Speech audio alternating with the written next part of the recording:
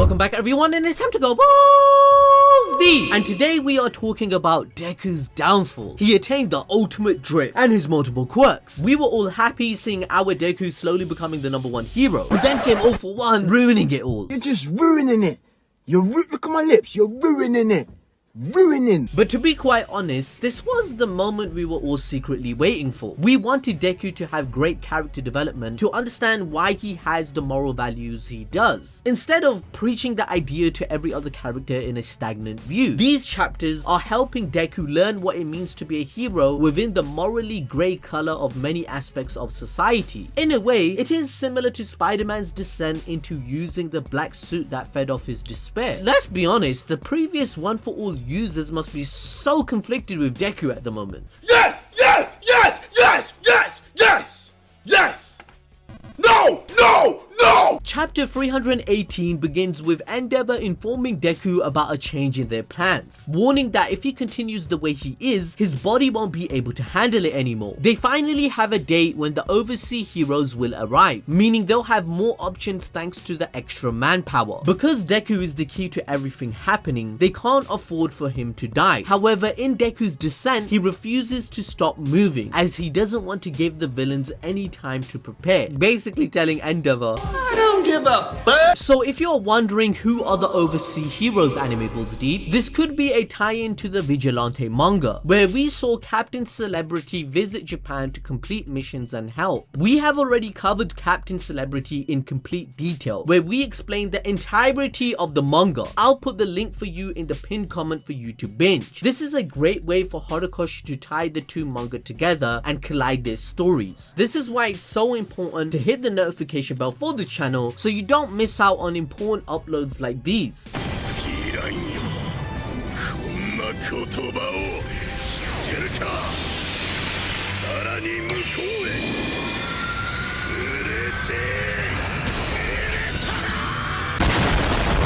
Deku shuts off his communicator and continues on, when suddenly the past users of One For All warn him that his injuries haven't fully healed, so he shouldn't be pushing himself. But before he can even consider their words, his danger sense quirk kicks in, so he blasts off to help those who need it. Meanwhile, inside Deku, we see the vestiges having a board meeting, discussing the elephant in the room. Nana Shimura says that her feelings are affecting Deku too much, but Banjo Kazooie is like, nah fam, he'd be like this anyway. Higake makes the point that for the better or for the worse, using their quirks is just a means to an end for him, as superheroes help those who are in need, implying the fact that Deku is a true hero, so it doesn't matter what his circumstances would be, he will always try to help those in need with any power he would have possessed. Nana's feelings for Shigaraki are only a byproduct, where Deku's resolve to be all for one and save the world was always going to be an imperative that would take him down this dark path due to the destiny that One For All possesses, where the holder's will has to be challenged against All For One's tyranny. The second user of One For All reinforces this idea, stating that the path Deku is walking on is the correct one, and that he shouldn't be allowed to stop, especially in this situation, as that's what it means to wield One For All and carry on their wills. However, he suggests that there may be a way to protect Deku. This is when we cut to Deku facing villains, saving many civilians. He is using multiple quirks as always, where he stated that he could simultaneously use up to 3 at a time around 2 chapters ago. As a result of his progress, the civilians are starting to question who Deku is, and this is how the rumors are spreading that he may actually be a villain. Last week in chapter 317, we witnessed the beginning of his downfall, but we believe this links to Stain in many ways, where Stain questioned hero values and now Deku is as well. This is all for the sake of a better society. Stain wouldn't agree with what All For One's doing. Now what's funny is that the public are debating about Deku's existence, whether it's good or bad. They spoke of him, saying how Deku appears without making any sound, and how he has multiple quirks, relating him back to All For One or even a Nomu. Some are saying that Deku is here to help, but others are saying that no,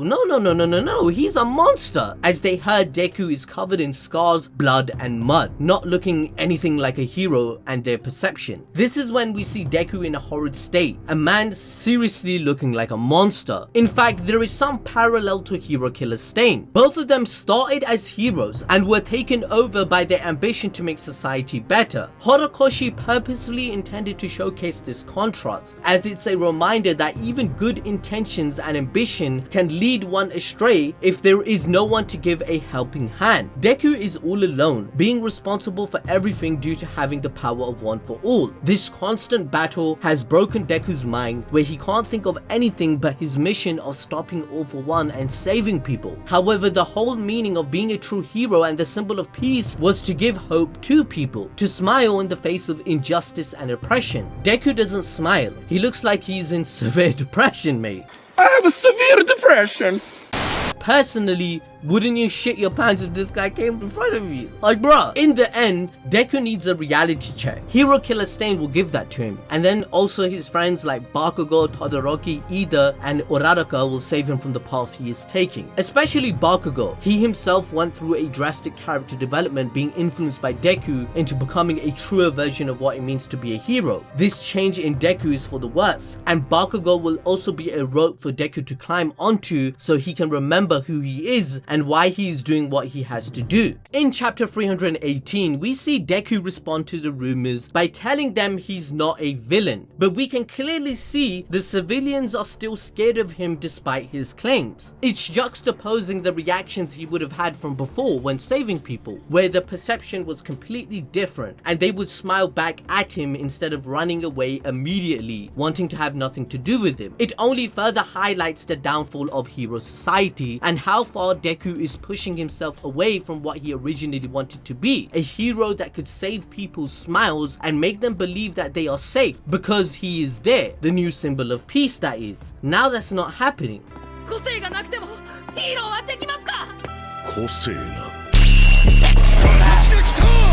Deku flies off once again, contemplating where Shigaraki and All for One are hiding. He keeps thinking back to how all these people are getting hurt because of him and his quirk. He thinks it's his fault for not being strong enough during the war arc to go up against Shigaraki. But it's not just the civilians. Deku wants to save everyone who has helped him in his journey up until now from being hurt. A sentiment he stated when he saved Eri against Overhaul. He says to himself that he will become a hero powerful enough to save everybody and for no one to worry about him. Deku understands that without the people around him, he would still be a weak kid who could only look up to these great heroes and an idealistic dream. Because of this, Deku, who wants to save people, always ends up putting others in harm's way with his actions. However, it's because of his close friends and teachers that he can succeed at what he wants to do most, save people and their smiles. Deku approaches the next assassin, stumbling towards him as he begins to reach his limit, this time facing up against the villain Dictator, who had been captured by Cross 5 years prior to his escape from Tartarus. He announces in front of the vandalized All Might statue that the path Deku is currently walking is the path All for One had predicted, to destroy his will to hold on to One for All. Dictator's quirk allows him to be the puppet master of the citizens around him, controlling them to do as he wishes. By using this group of people, he is able to protect himself at their expense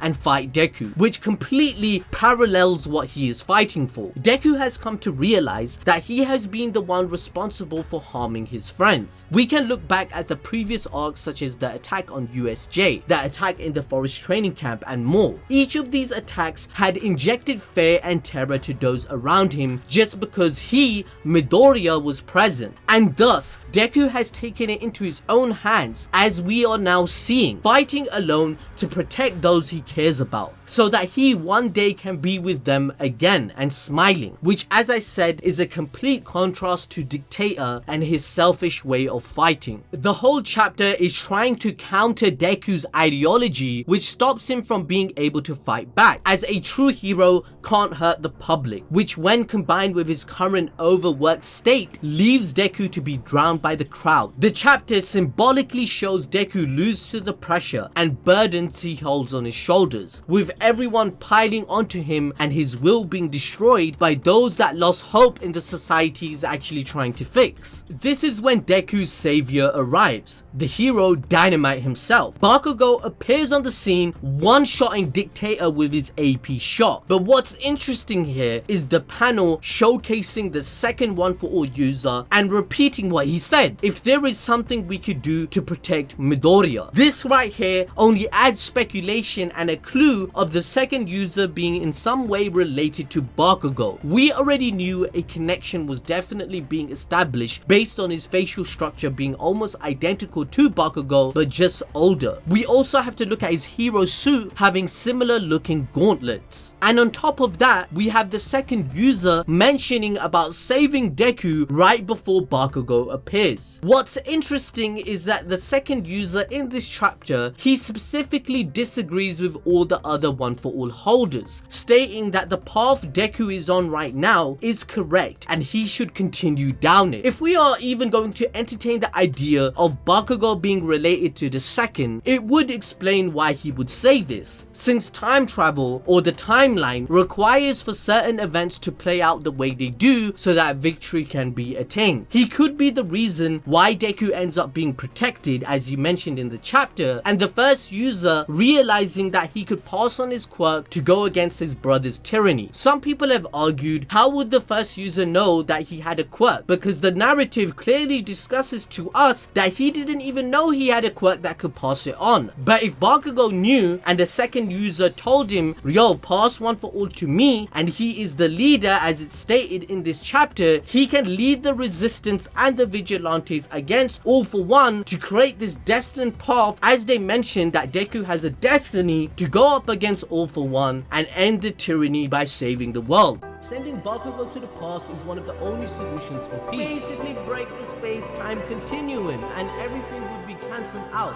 We clearly see the silhouette of these two unknown users, one of which being strikingly similar to Bakugo. If you want to know every clue, I already covered this almost 2 years ago. The link will be in the pinned comment, but it's surprising that Horikoshi decided to give it another clue. Hopefully it's another plot twist. I don't know how I feel about timeline or time travel possibly happening, because I don't know. Let me know what you guys actually think on your opinion in the comments section below. Remember to smash the like button. We have merch for sale, and thank you for joining us as always.